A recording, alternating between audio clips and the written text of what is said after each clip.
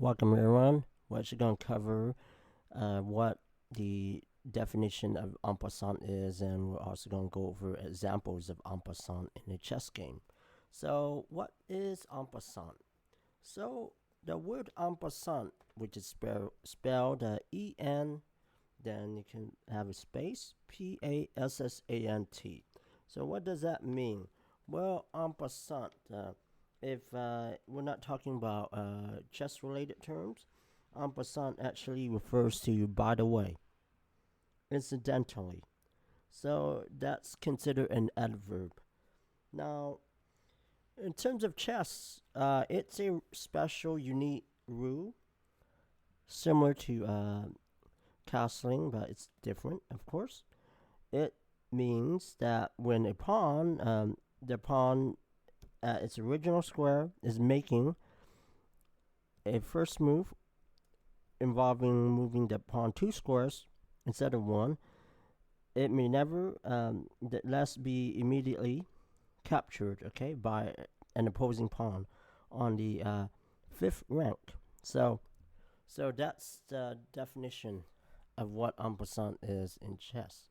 So what it means is when in its original square, the original setup of the pawns, usually they're on for white it's on the second rank, for black it's on the seventh rank. When there's another pawn, an opposing pawn, your opponent's pawn is on the fifth rank.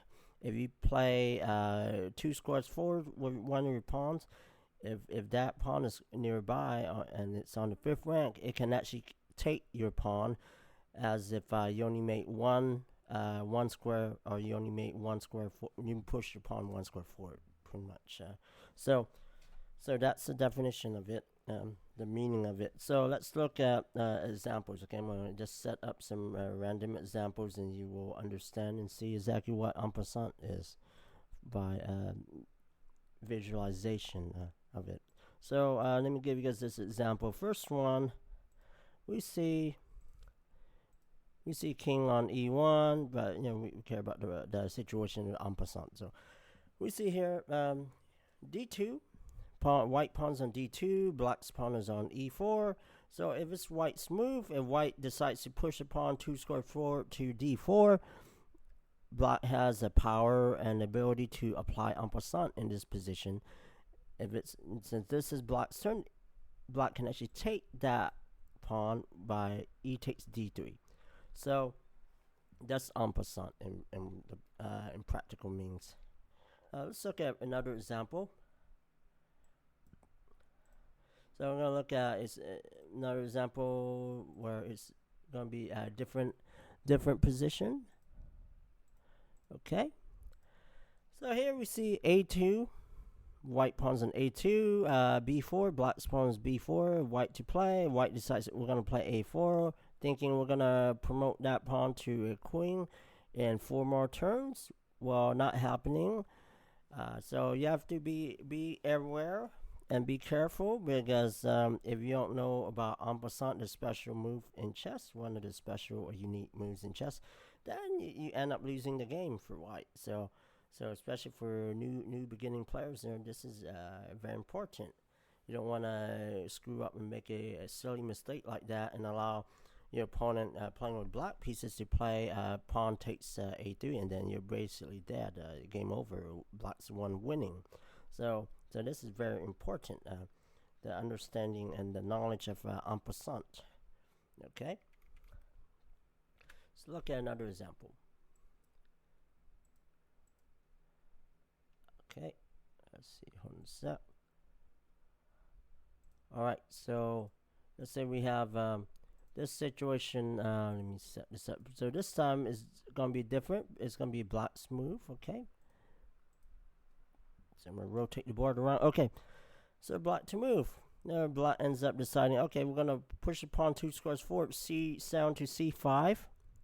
Now white, it's his turn, or her turn. They have the opportunity to take that pawn, but en passant, d takes c6, okay?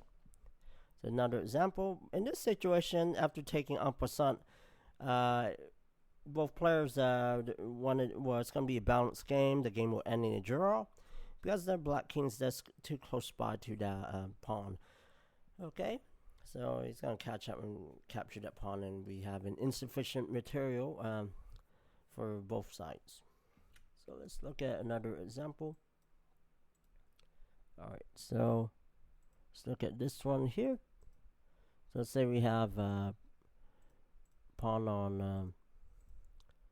Let's see. Okay. Okay, so we're gonna see from black's point of view. So black to move. Okay, let's see. So black plays h7 to h5. Again, white has the option of taking. En passant, g takes h6. Now there's also exceptions in every seems like every position. There's always exceptions depending on the position. Sometimes taking en passant will be a good move. Sometimes it's not that good of a move. Sometimes you could you're better off not doing en passant in a specific situation on the board. Now in this situation you can take here, but then you can actually just leave it alone without taking that pawn. You could play another move if you want to, or if you want later on you might want to choose to just push your pawn advance forward like that and just not take it. It's up to you really, depending on the situation of the chessboard, the position. Okay, all right. So there you have it. So we cover some examples of what en passant is. We covered the definition of it. So hopefully you guys actually have a clear understanding and knowledge of how to apply en passant in a chess game, in an actual real rated tournament or over the board game. All right, you guys have a good day. We'll see you guys next time.